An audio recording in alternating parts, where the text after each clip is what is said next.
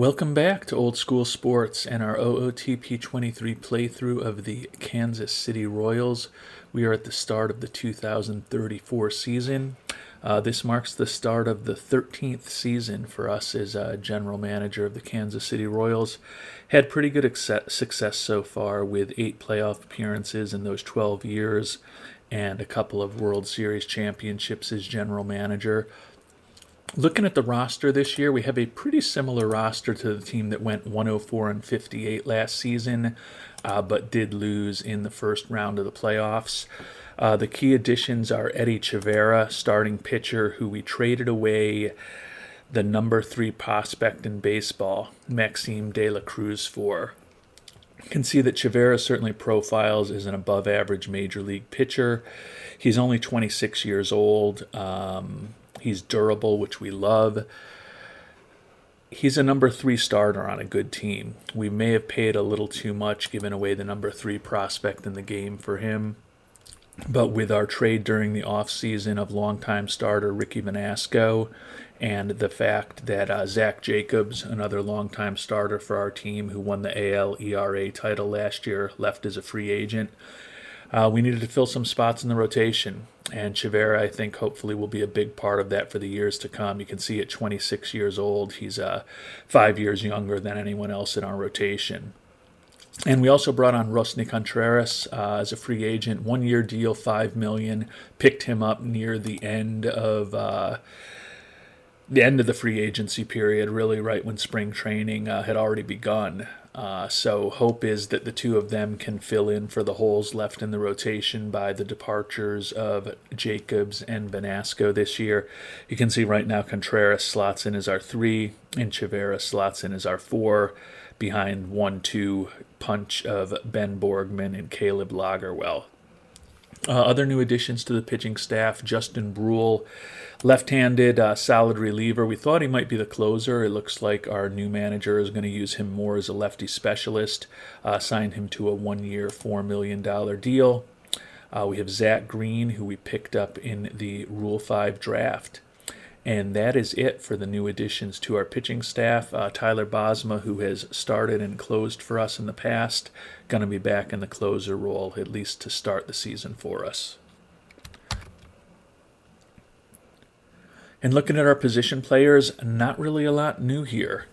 The only person who made the roster that we didn't expect to make the roster, honestly, last November, is Billy Dominguez, a utility infielder who we picked up last year when we traded away longtime second baseman Ricardo Cabrera. Dominguez actually expected that he would be in AAA when the season started. Unfortunately, our star center fielder, Angelo Vasquez, is still out with a fractured thumb for another week. And one of our middle infielders, Willy Flores, is going to be filling in as the center fielder while he is out. So that's why Dominguez is on the roster. Other than that, look forward to seeing what last year's rookies, Leo Aguiar, Rich Alvarado, Arageto Laziosi, Tony Fonseca, Willy Flores, Orlando Soto, and Ishmael Zavala all do with more major league experience this year. The only real addition is our new starting right fielder, Victor Aguiar.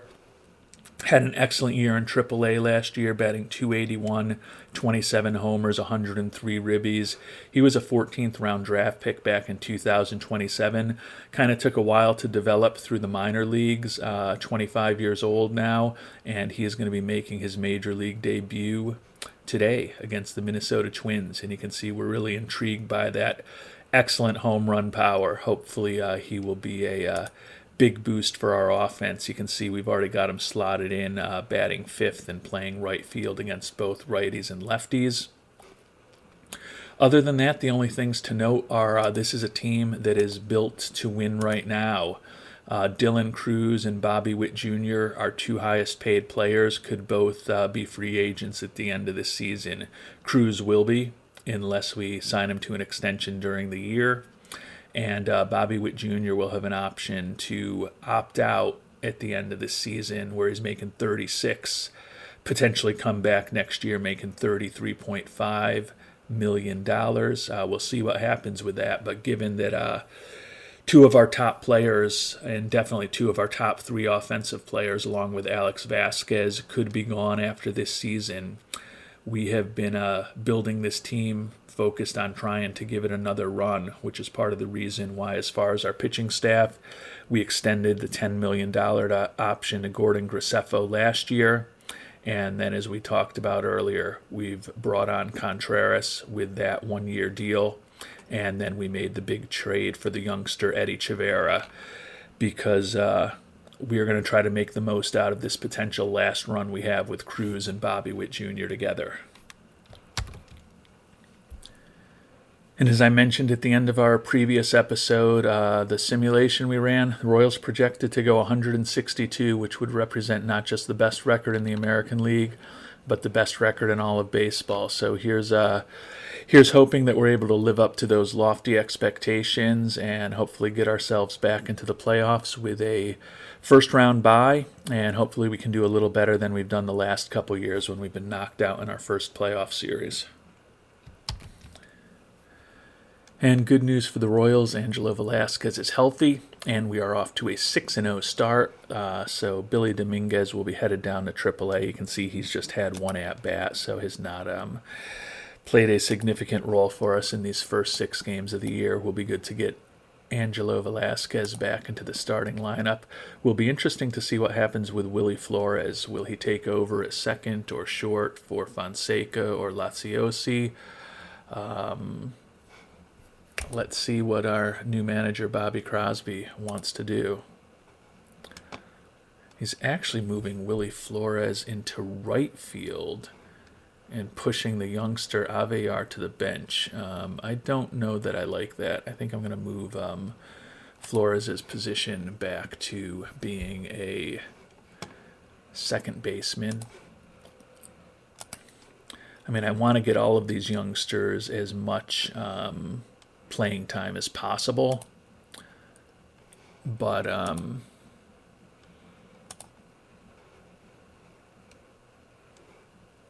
yeah, let's take a look. So Vasquez obviously in center every time, Witt obviously in third base, Dylan Cruz DH, Alex Vasquez in left, Victor Aguiar in right. Have a platoon at catcher between Bolden and Aguiar. Rich Alvarado is our first baseman. Tony Fonseca at short, and Willy Flores at second base. So Laziosi, who was the best of all of the rookies last year, hitting .313 and 479 at-bats, looks like the odd man out, at least according to what Bobby Crosby wants to do. I'm going to take a look here and try to see if I can come up with a lineup that at least gets Laziosi some regular at-bats. And what I think I'm going to do is I'm going to move Willy Flores to shortstop against lefties, since he is our best defensive, or second best defensive shortstop behind the starter, Tony Fonseca. Fonseca bats left-handed, so I'm going to take him out of the lineup and put Laziosi in at second base against left-handers. Probably still not optimal that only going to get probably Laziosi 40 or 50 starts, platooning only against left-handers, which isn't optimal for a really good young player. But he's also kind of our number one backup at second base, third base, and shortstop. So I think that as people get banged up and people need days off, hopefully we'll be able to get him into the lineup on a somewhat regular basis. And a potentially more significant injury, star left fielder Alex Vasquez is banged up with a strained abdominal muscle that's going to impact him for 3 weeks. It only has a minimal impact, but it has a minimal impact on hitting, throwing, and running. He's obviously off to an incredible start with a .469 batting average through his first 32 at-bats. 268 OPS plus, 254 WRC plus, almost half a run of, or over half a run of WAR through the first 8 games of the year. So he's off to just a crazy start. I just don't want it to become something that lingers. Given the kind of depth I feel that we have now, we're going to throw him on the 10-day IL and hope that that enables him to recover quicker than 3 weeks.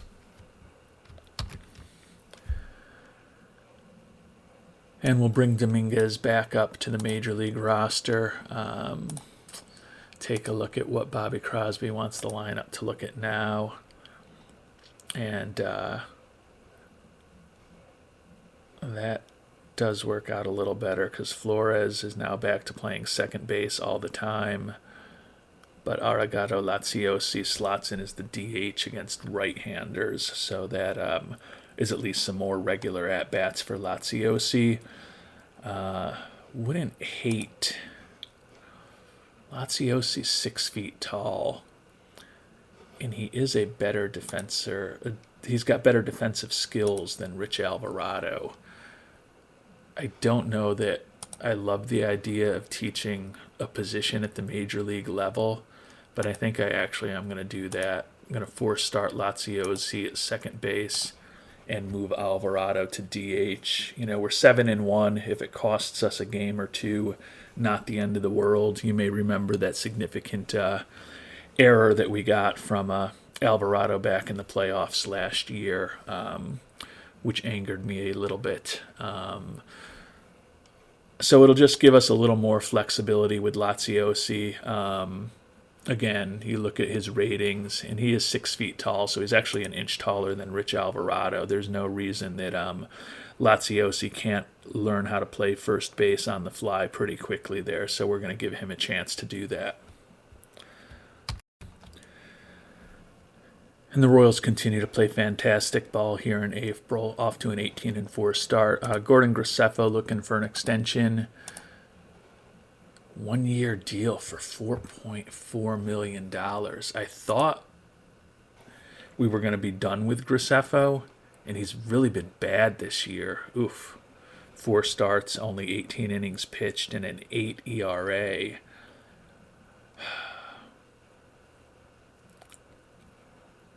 But he still profiles as a respectable number 5 starter. I'm inclined to make him an offer for next year. Just give us a little insurance. Let's see if we can sign him for $4 million for next year. Yeah, we'll give you a $150,000 bonus, or we'll make the bonus $200,000 if you pitch 160 innings. That means that you probably were playing a prominent role on the team. The reason I'm so surprised by this is that I had looked at one point over the off season, and I don't think I had this in the videos. It was when I was just kind of doing some of the stuff that I don't bore you with all of the details. And I did look at Graceffa, and I thought that in the off season, after we had exercised his $10 million option, he was looking for something like $16 million a year for 5 years for an extension. So I think just the fact that he's gotten off to such a horrible start, he might be pretty unsure whether he's going to get another contract. He might also know that he's totally done, and our scout hasn't picked up on it yet. But for $4 million, I think we can probably get out of that contract and lay it off on somebody for not too much if we need to. So I'm going to submit that offer to Mr. Graceffa. And Dylan Cruz also now looking for an extension. I have a feeling he's going to be looking for a little more money than Graceffa was. $27 million average over 4 years. That's a little more than I want to commit to right now, given that we do have a lot of pretty solid young outfielders. So far, Cruz having a solid Cruz-type season, though. .286 batting average, 4 homers, and 18 ribbies through his first 24 games. So pretty much doing what we would hope from him. Good news, Vasquez ready to come off of the IL. You can see Billy Dominguez has only played 9 games, has 3 hits and 10 at-bats, but we will be sending Dominguez back down to AAA. Open up a spot for Alex Vasquez on the roster. Taking a quick look at the standings, 19-5 record. The youngster Aguiar, one of the reasons why we're probably not going to extend Cruz, off to just a brilliant start this year. .330 batting average in 5 homers and 30 ribbies in his first 97 at-bats. So he's performing even better than hoped. Angelo Velasquez, after starting the season on the IL, is hitting at a torrid pace, .405 batting average, third in the league in OPS. Bobby Witt Jr., third in batter WAR. Vasquez had a nice active hit streak that'll get to continue now that he's back in the lineup. Borgman leading the league in wins, third in strikeouts. Tyler Bosma leading the league in saves. And Borgman and Lagerwell first and third in the league in pitcher WAR. So can't ask for a better start than what the Royals have done so far through the early stages of May, or the early stages of April. We're just about to turn the calendar over to May. And with Vasquez back on the team, see what Bobby Crosby wants to do. Is he a junior? No. Bobby Crosby wants to do with the lineup. Looks like everyone's getting some playing time. Looks like Laziosi isn't at second base now. And where's Willie Flores playing? So Flores is out of the lineup against right-handers now, but he's in at second base against left-handers. So they're both getting playing time, which is good. Hey, you can see Laziosi can be an excellent first baseman, already up to 40 out of 70 in terms of his proficiency in playing the position. So glad we kind of force-started him there a little bit. Can see Alvarado back in the lineup against against lefties and righties. I almost want to force start Laziosi a little more at first base just to improve his skill, put him in against lefties maybe. But Alvarado's a pretty solid hitter against left-handers. Not that Laziosi isn't also a good hitter, but I think we'd rather have Alvarado still in the lineup. I guess if we wanted to get greedy, we could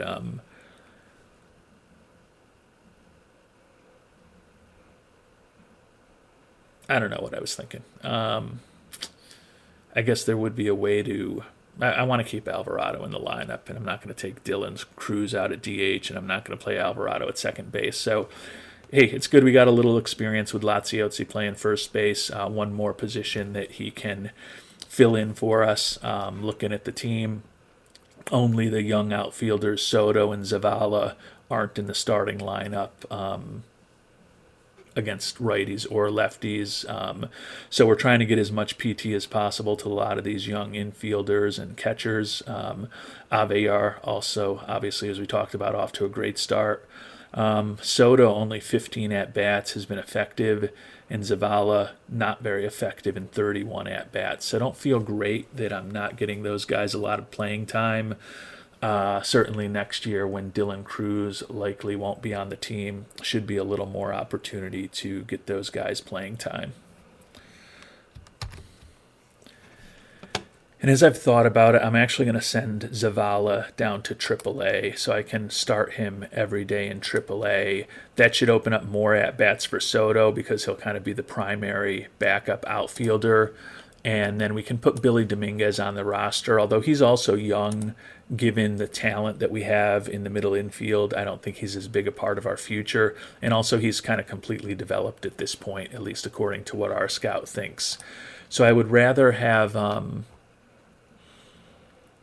Zavala down in AAA getting regular at-bats. So I'll tweak the AAA roster to make sure I'm force starting him there.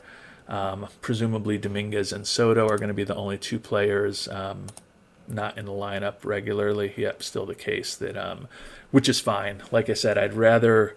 This will mean that Soto is kind of the primary backup in left, center, and right, so he should get a few extra starts and hopefully a few extra at-bats.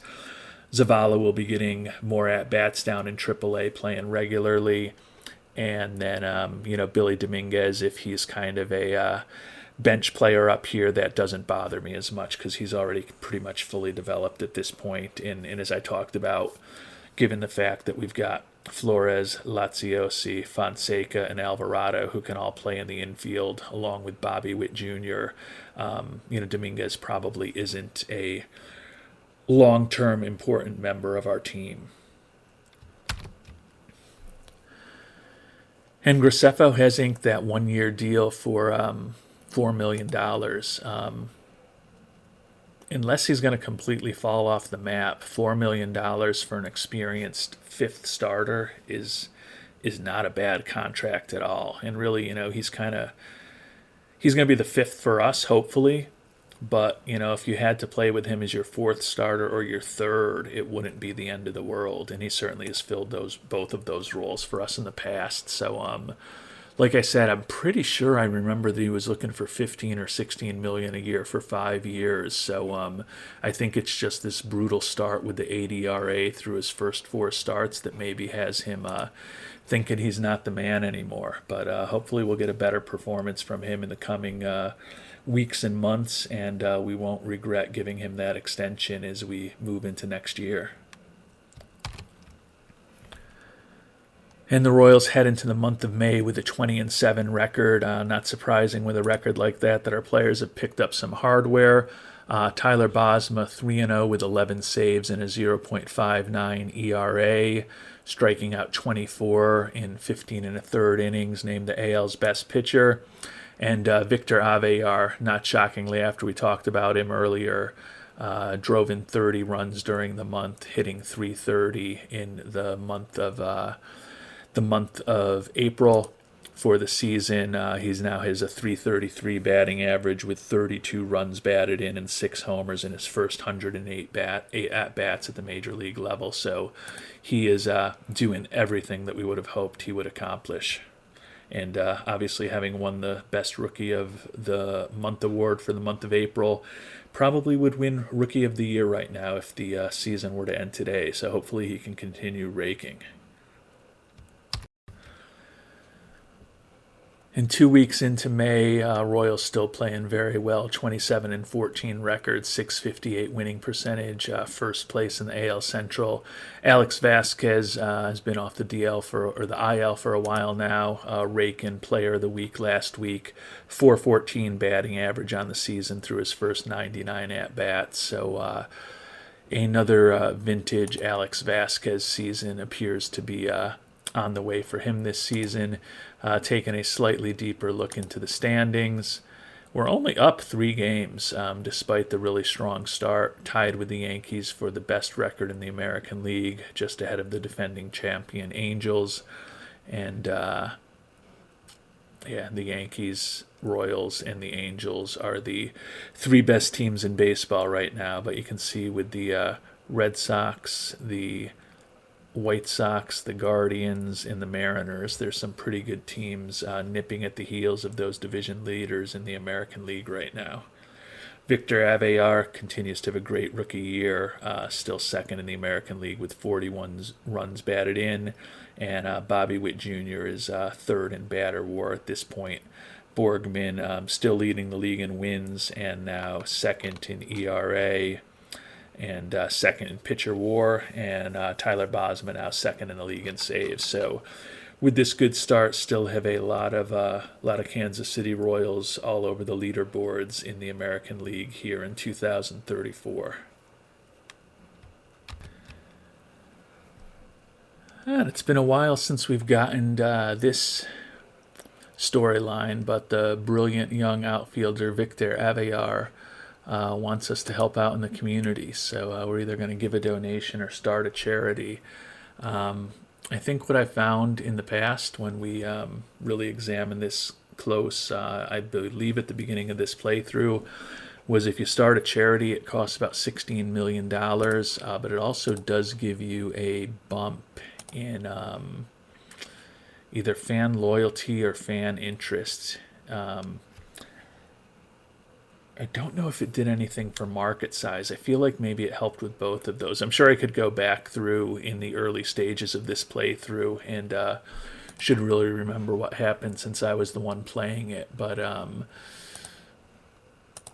we're in a pretty good financial position this year. We don't have any specific...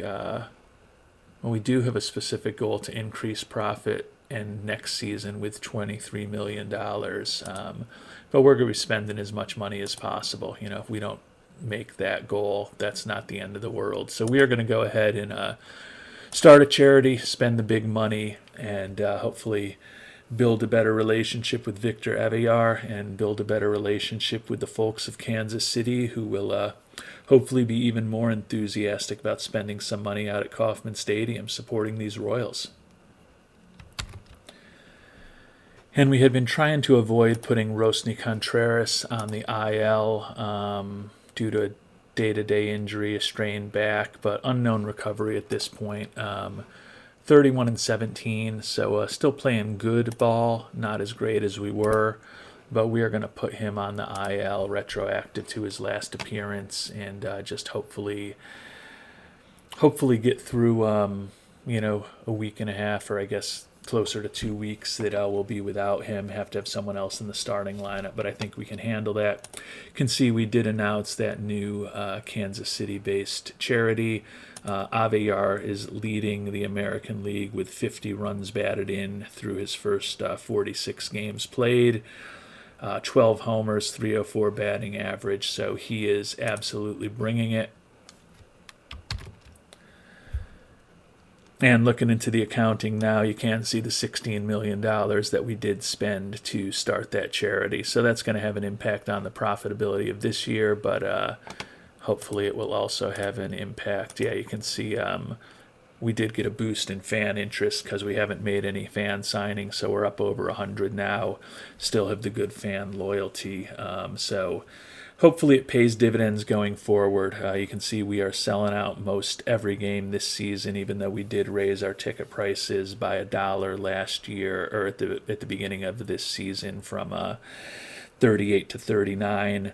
When we get to the midway point in the season, that's the one time when we allow ourselves to change them again. If we continue to sell out regularly, we'll certainly bump them up another notch in the next month and a half. It's kind of sad when looking at our Omaha team that we have a ton of guys in the everyday lineup with the nice green arrows that indicate they probably are ready for the majors. We don't have a single pitcher at Omaha who is allegedly ready for the majors at this point, which isn't optimal. Jaden Woods has pitched in the majors before for us, but his skills have kind of regressed a little bit. The 32-year-old has a 4.40 ERA in 7 starts in Omaha this year. I think we're going to send up Ramon Perez. Doesn't seem like he's quite ready yet. He is a 23-year-old, soon to be 24. We picked him in the 8th round back in 2029. He's been fine this year. A 3 ERA in 12 innings pitched. Has been our closer, 0-2 record, but he does have 9 saves in Omaha. He's got a average-ish major league reliever profile, but might as well see what he can do at the major league level while we are going to be without Contreras for the next couple of weeks.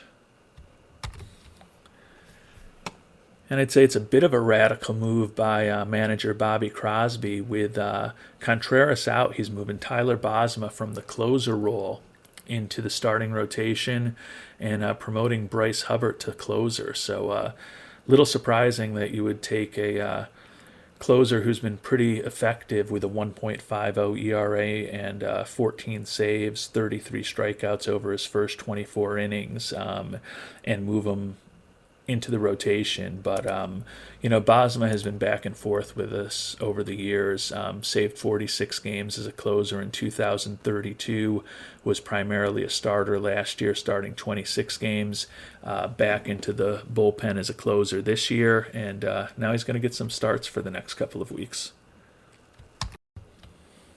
And we're basically at the end of May. Just got one game left today. And Victor Aguiar banged up with back spasms. Day-to-day for 1 week, minimal impact on hitting and running. You can see he's continuing to have a brilliant rookie year. 309 batting average, 15 homers, 59 runs driven in. I'd like to avoid putting him on the IL. So I think we're just going to try to bench him for the next week.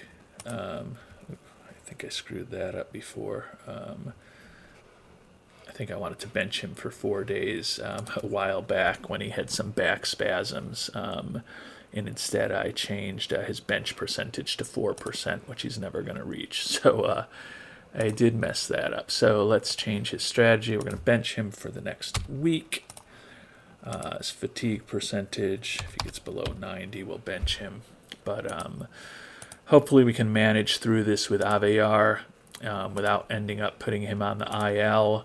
And hopefully that will also allow Orlando Soto to get a few more at-bats, a few more starts. You can see he has gotten a little bit more playing time since we did send down Zavala. He's raking 390 in those 41 at-bats, so not going to be the worst thing in the world to see what he can do for us over the next week or so while we're resting the brilliant young right fielder, Victor Aguiar. And the calendar is now turned over into June. 38-18 record, 679 winning percentage for the Royals. Best record in baseball at this point by a decent margin. We're up 4 games on the Angels for the best record in baseball. You may remember they beat us in the ALDS last year on their way to a World Series victory. So if we can have home field advantage again this year, I guess it would be helpful. But let's be honest, we did have home field advantage last year, and it didn't matter. Looking at Aguiar, who we're going to be resting for the last week, 59 runs batted in, leads the American League by a long way, and he's got 15 homers, which is 3rd in the league. So he has been a revelation this year in his rookie season for us. Going a little bit deeper into some of the team stats, been a great season all around, as you can see. First in the league in runs scored and first in batting average, slugging percentage, OPS, WAR, extra base hits. We're even 3rd in home runs, boosted by the likes of Dylan Cruz, Alex Vasquez, Bobby Witt Jr., and the newcomer Aguiar. We're hitting more homers than we typically have. Pitching, real good also. We are 2nd in the American League in runs allowed, 1st in our bullpen ERA, 4th in starter ERA.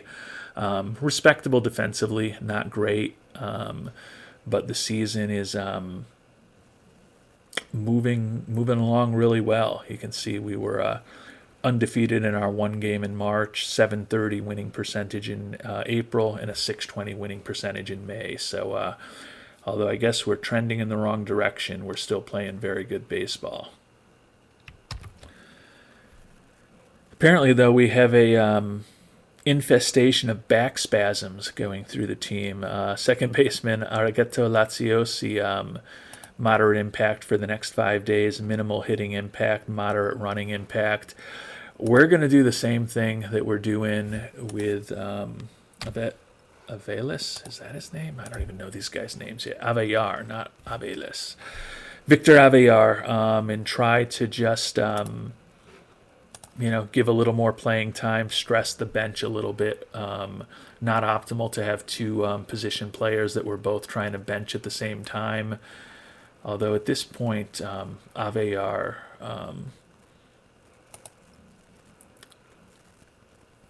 it's still only been a day. I'm acting like it's I'm still on June 1st. Every time I try to sim ahead, something bad happens, but going to try to get these guys through the next week. It'll mean extra playing time for the likes of Billy Dominguez and Orlando Soto, which is fine. Those guys are both young players. Can't hurt to see what those guys can do at the major league level over the next week. And good news, Contreras now eligible to come off of the IL. We were conservative with him.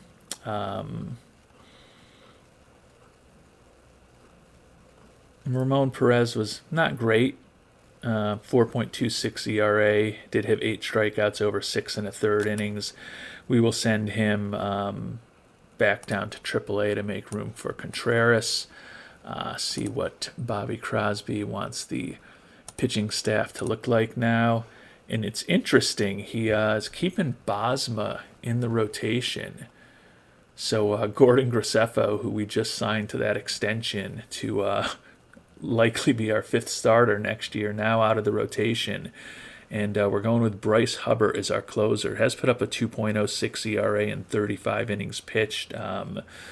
Bosma, 5-1 record with 14 saves, but he's now going to be in the rotation for the time being. So we'll let Crosby make these decisions and see how they turn out. And we've gotten to our midseason evaluation, 80 games in, 55-25 record. Isaiah Moore, pleased with what we're doing in terms of our record. Not pleased with our payroll management, so the $16 million that we spent on starting that charity was not viewed positively by Mr. Moore. He's worried with our progress towards our goals. He's worried with our handling of the on-field and front office management. It is what it is. You can see, obviously, that starting of the charity did kind of wipe out the money we had for free agents this year, which is not optimal. But we can probably, if we need to, bolster the team when we get closer to the trade deadline, find someone willing to keep some salary or send someone who's making some money back. And checking in on the farm system, we've dropped to 22nd out of 30 overall. As I talked about, we traded away the number 3 prospect in baseball earlier before the season started, which didn't help us. And we do actually have more money devoted to the draft budget than expected in those draft slot amounts. So if we get our draftees signed, there is potential for us to open up potentially a little bit of money for free agents.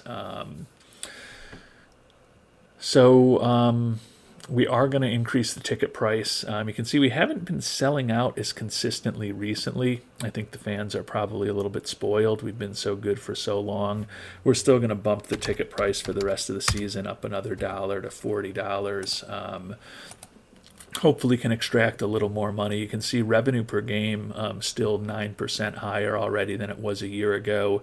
Sold almost as many season tickets as we did at the higher price, which obviously was a big part of helping that.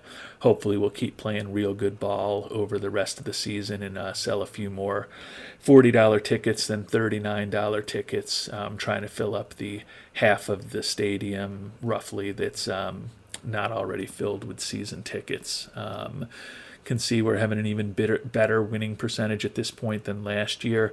Is kind of funny that ownership is not pleased with us after we've had this incredible run with a team that historically has been a bit inconsistent. Can see we're not selling out every game, but we're pretty close to a sellout for the last decade and headed that way again this year, and playing really good baseball. So I'm not concerned with the legendary reputation that we've built here that we're actually going to be fired for not winning the championship by next year and not having a total balance high enough. But the flavor of the owner goals, sometimes it makes the game more realistic. Sometimes you just kind of shake your head and wonder what's going on.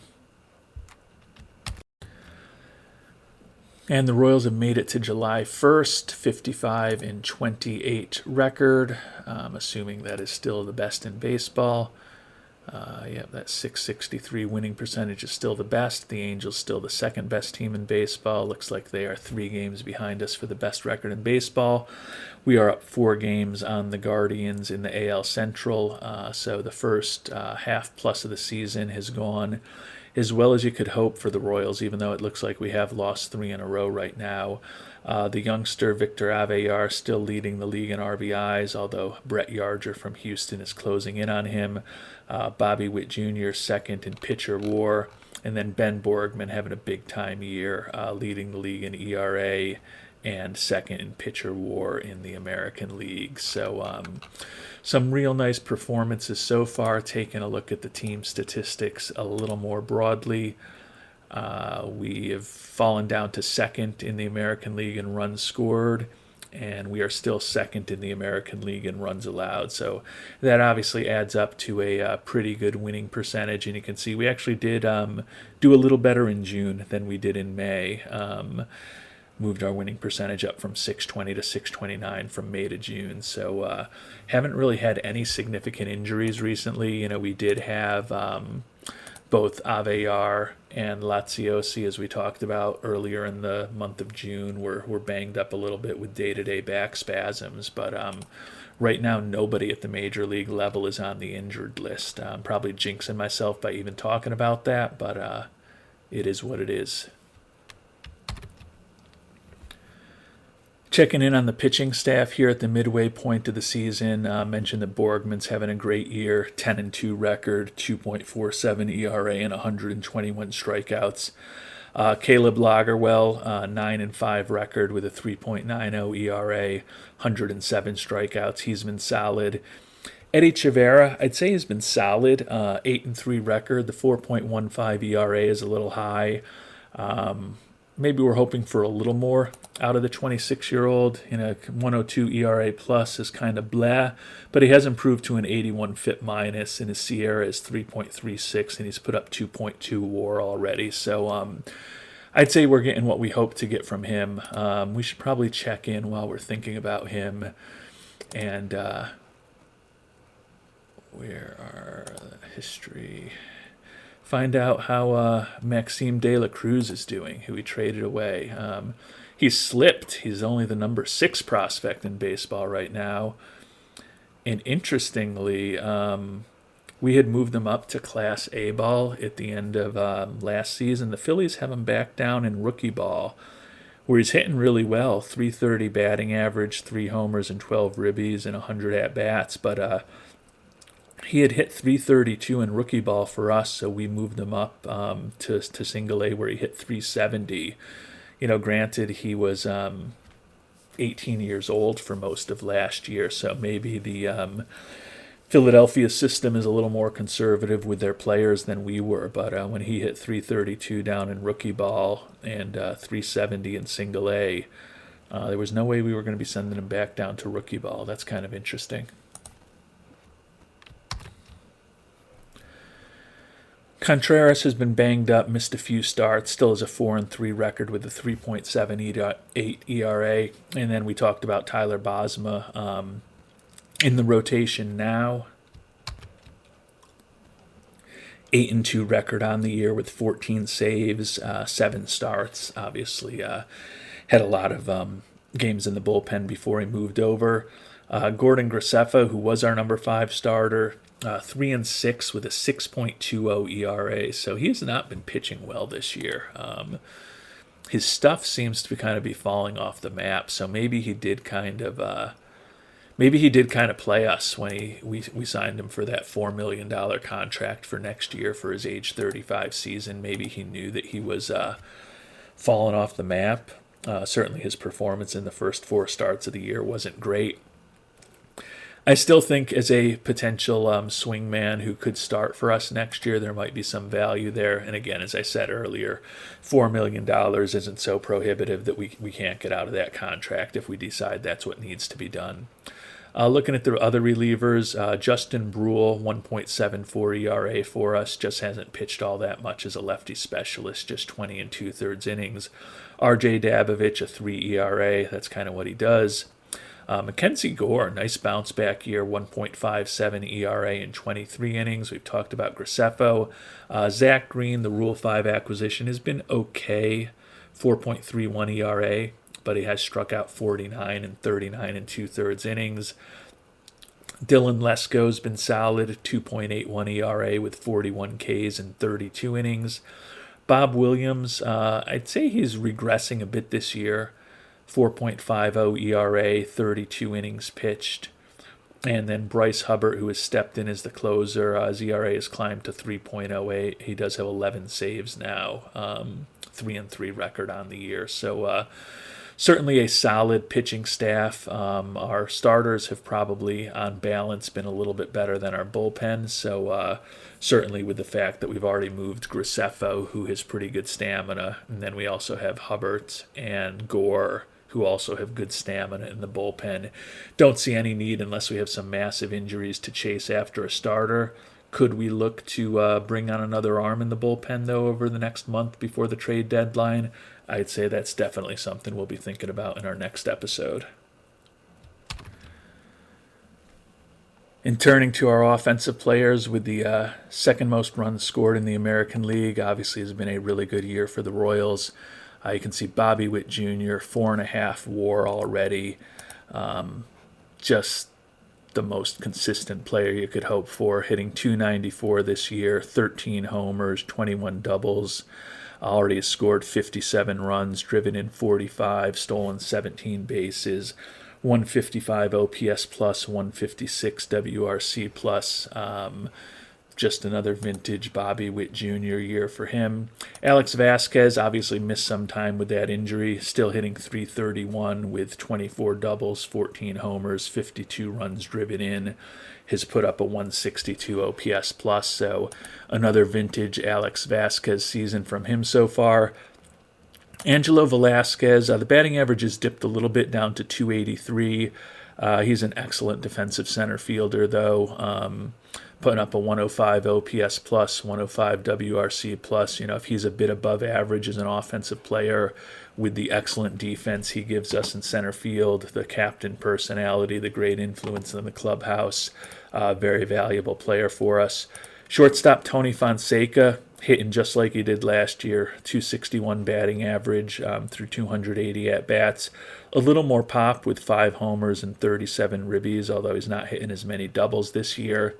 And still just an excellent defensive player. And you can see he's actually, I don't know if you remember this, but his defensive ratings have evolved a little bit, and he's actually improved a little bit in his error rating, his turn double play rating, and I think his range is even a little higher. I want to say I think he was a year or two ago 70 range and then 75 error, arm, and double play. So he is a fantastic defensive shortstop, and if anything, getting even better defensively. So happy to have him in the lineup every day. Victor Aguiar has also put up a 1.7 WAR. He's done it in a very different way than Fonseca has, purely through his bat. Batting average is dipped to 284, but does have 21 homers and 76 runs batted in basically the first half of his rookie season. So he is all that's been advertised. And then Dylan Cruz, 266 average, 13 homers, 43 runs driven in. Respectable year for him. Arrighetto Laziosi, batting average has dipped a bit to 260 this year. He's put up 258 at-bats. We're struggling to get all of these young guys regular playing time. That said, Laziosi is 25 years old now, and he looks like he's pretty much fully developed at this point. So we want to try to get him as much playing time as possible, but he has been a solid, respectable player in his playing time. Angelo Bolden, the catcher, hitting just 248 this year, still has put up almost a run of WAR, solid defensive catcher, good personality. Would like to see the bat doing a little bit more, but can't really complain with that kind of performance. Orlando Soto, the backup outfielder, hitting great, 358. The crazy thing is he's only had 81 at-bats to hit that 358 and is our fourth outfielder, but a guy who can play left, center, and right, decent defensively, good personality, very fast and fleet and efficient on the base paths, good bunter, kind of the perfect guy for a fourth outfield kind of role in my view. Rich Alvarado, the young first baseman, batting average is dipped to 250, although he is hitting for more power this year with 10 home runs so far. League average as far as his OPS plus and WRC plus. So hopefully get a little bit more offensively out of him. We have gotten him 296 at-bats, so I guess that's positive. Willy Flores, we've actually only gotten 174 at-bats. You may remember he was starting in center field when Vasquez started the season on the IL. And you can see he's played just about everywhere, primarily at second base, where he's been starting against left-handed pitching. But he's also started games at third, short, center, as we talked about. And he's also played in right. Probably want to find a way to get him a few more at-bats over the second half of the season. You can see he still theoretically is developing as far as his contact, his eye, and his avoid Ks. Looks like he could get better in all of those according to our scout. Hitting just 230 in those 174 at-bats. I think he's an important player to try to get a little more consistent playing time over the second half of the season. So we will think about that a little bit. Billy Dominguez, backup infielder, hitting .213 and 47 at-bats. And then last but not least, Leo Aguiar, who's kind of our backup catcher, but really starts against left-handers typically. Hitting just .218 this year and 110 at-bats. I think, with his great catcher ability, he's an excellent backup catcher.